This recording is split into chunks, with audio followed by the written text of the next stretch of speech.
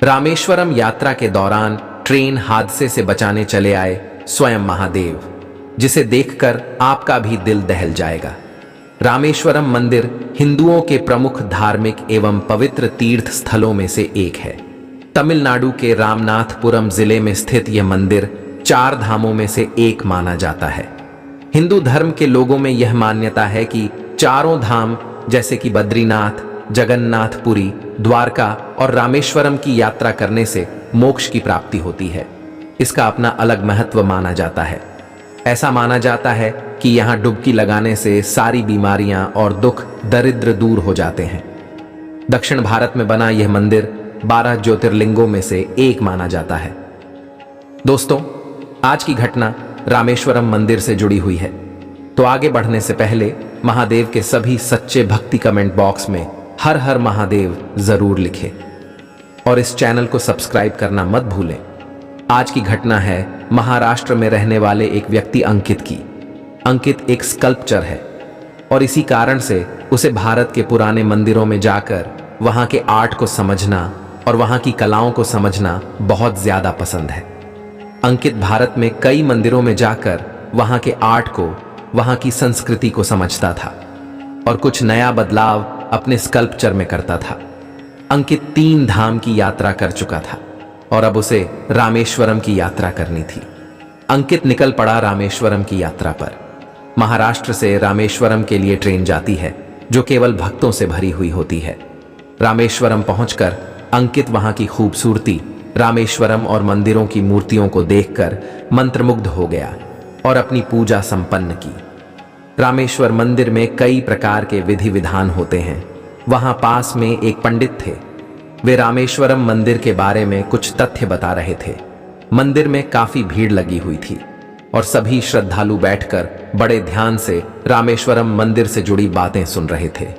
उन्होंने कहा कि रामायण के अनुसार ऐसा माना जाता है कि भगवान विष्णु के 7वें अवतार भगवान राम जब अपनी धर्मपत्नी सीता मैया को महापापी राक्षस रावण का विनाश कर वापस लाए तो उन पर ब्रह्म हत्या का पाप लगने की बात की गई थी, जिसके बाद इस पाप से मुक्त होने के लिए उन्हें कुछ महज ज्ञानी और संतों ने भगवान शिव की आराधना करने की सलाह दी।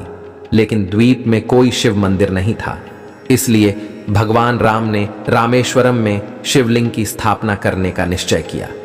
इसके बाद उन्होंने हनुमान जी को शिव जी की मूर्ति लाने के लिए कैलाश पर्वत पर भेजा।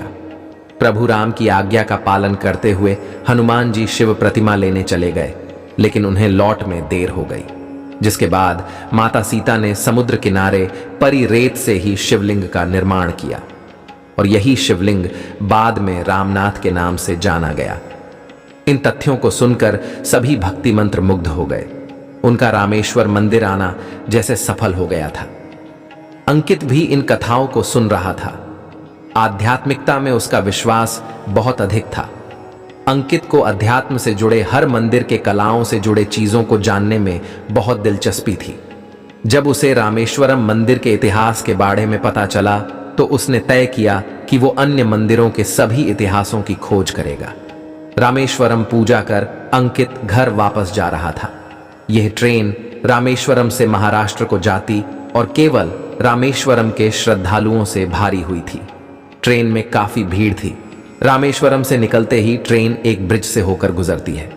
उस ब्रिज के समीप आते ही ना जाने ट्रेन के पीछे के 2 डिब्बे बाकी के डिब्बों से अलग होकर नदी में गिर गए। ट्रेन के नदी में गिरने के कारण सभी यात्री अत्यंत घबरा गए और अंकित को आभास हुआ कि ट्रेन में कुछ गड़बड़ है। ट्रेन करीब 3 घंटे उस ब्रिज पर रोक दी गई। ट्रेन ऐसी जगह पर आकर रुक गई थी जहां से ना कोई मदद के लिए आ पा रहा था और ना ही यात्रियों को ट्रेन से उतारकर सुरक्षित जगह ले जाया जा सकता था। सभी यात्री परेशान हो चुके थे और भूख से बेहाल हो रहे थे। तभी ट्रेन के ड्राइवर ने देखा कि एक व्यक्ति ट्रेन की तरफ आ रहा है।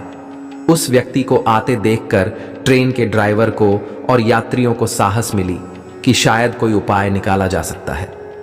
वह व्यक्ति ट्रेन की तरफ आ ही रहा था और ट्रेन की पटरी के पास एक रास्ता था जहां से बचकर उस ब्रिज से निकला जा सकता था।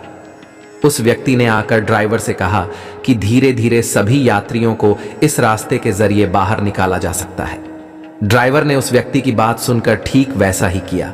धीरे धीरे एक एक करके ट्रेन के सभी यात्रियों को सुरक्षित वहां से निकालने में सक्षम हो गए। अंकित जब उस व्यक्ति से मिला तो उनकी चमकती आंखें और चेहरे पर मुस्कुराहट देखकर उसे आभास हुआ कि यह कोई साधारण व्यक्ति नहीं है। व्यक्ति के रूप में जरूर बाबा भोलेनाथ हमारी मदद करने के लिए आए हैं। अंकित ने अंत में उन्हें धन्यवाद करते हुए प्रणाम किया और इस तरह हमारे महादेव ने अपने सभी भक्तों की जान बचाई। यह वीडियो आपको कैसी लगी हमें कमेंट बॉक्स में जरूर बताइएगा। साथ ही अगर आप हमारे चैनल पे नए हैं तो सब्सक्राइब करके बेल आइकॉन को प्रेस करना मत भूलिएगा। मिलते हैं एक नए वीडियो के साथ, तब तक के लिए हर हर महादेव।